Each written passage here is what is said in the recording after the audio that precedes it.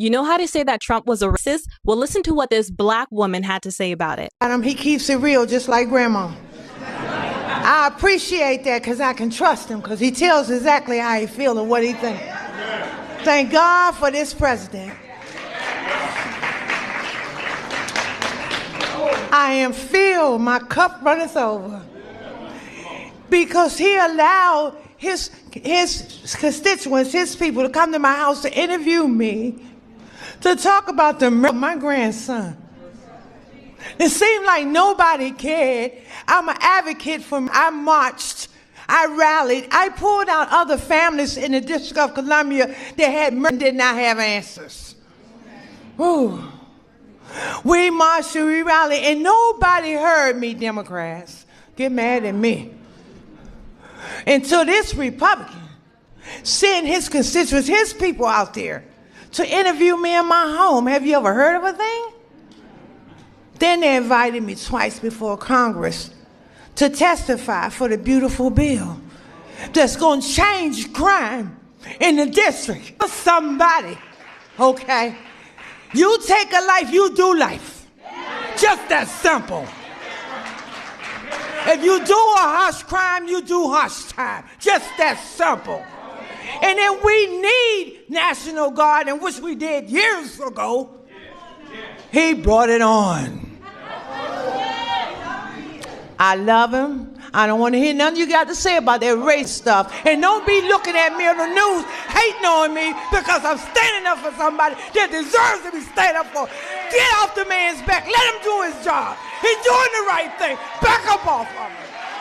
Yes, the mainstream media will change the narrative. I've seen a lot of people struggling to talk about this lady. They, put out ridiculous videos about her. Someone actually dropped a comment on this video. This is what the person said. I see a post from you all black people defending Trump. Every time I come on here, the government must pay you well because you do it like it's a job. Anyway, we don't care how many videos you post. We aren't supporting whites, so you all think you can disrespect us and still get our vote. This is exactly the mentality of these people. Immediately you disagree with them, they start calling you names. Because you have this mentality they have inflicted in you for a very long time, you believe others can't think different. That has always been the thing with... Question. And yesterday in his statement about Jesse Jackson, the president said, despite the fact that I'm falsely and consistently called a racist by the scoundrels and lunatics on the radical left, Democrats all, it was always my pleasure to help Jesse along the way. Where or when does the president believe he's been falsely called racist? You're kidding, right? No. I will pull you plethora of examples. I'm going to get my team in that room to start going through the internet of radical Democrats throughout the years, Ed, who have accused this president falsely. I'm sure there's many people in this room and on network television across the country who have accused him of the same. In fact, I know that because I've seen it with my own eyes. And the president very much looks forward to having an event later this afternoon at 3 p.m. to celebrate Black History Month and to talk about how his policies are advancing opportunity and prosperity for all Americans through record tax cuts, through the Trump accounts that all Americans can access regardless of race. These are a great thing for the next generation of Americans. The president has also awarded hundreds of millions of dollars in additional funding to strengthen educational outcomes at historically black colleges and universities across the country. Again, the president is protecting the hard-earned benefits of the 2.4 million black veterans who honorably served in our nation's armed forces by reducing the backlog of veterans waiting for their VA benefits and for their home loans through the Department of Veterans Affairs. So there is a lot this president has done for all Americans regardless of race, and he has absolutely been falsely called and smeared. There is a segment I saw on The View. It actually blows my mind. When I see these people do this every single time, it gets me crazy. I was not surprised because Savannah Hostin is fond of this. She loves race baiting. This has been something for a very long time. I noticed about her. Seeing her do this every single time, I'm not surprised. But in 2026, I should not be saying this. Oh, God. Her nails?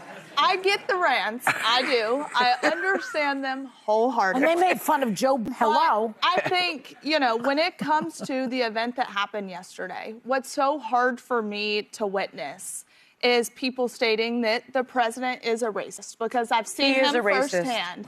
He saved one of my best friend's lives, a black woman who has been with him for 18 years. So he has a black friend. He's a racist. No, he saved her life. No. He did. Okay. Here's the problem, Savannah, and why we have a different take on it. Many of us have a different take on it, because when you target DEI programs with executive office, from your with executive orders, your first week in office, arguing that the policies undermine national unity, you know, went to them. He didn't want them to build. Was that an accusation? No, that was a proven fact. They took him to court. They took him to court. The lawsuit was settled with the Justice Department. But I guess my point is, when someone goes out of their way to talk poorly about. This is all about The View. They will always struggle to do this every time.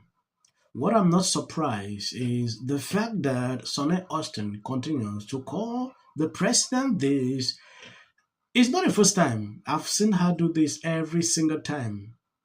She's fond of this, race baiting. That has been her thing for some time. When you look at what these people actually put out, then I see a lot of black people coming out to defend the president. I begin to ask myself, then why is it that some particular individuals will always want to push the narrative? It gets crazy. You know, and immediately when you come in to defend the president, it becomes a problem. You are a sellout, you are this, you are that. It gets crazy.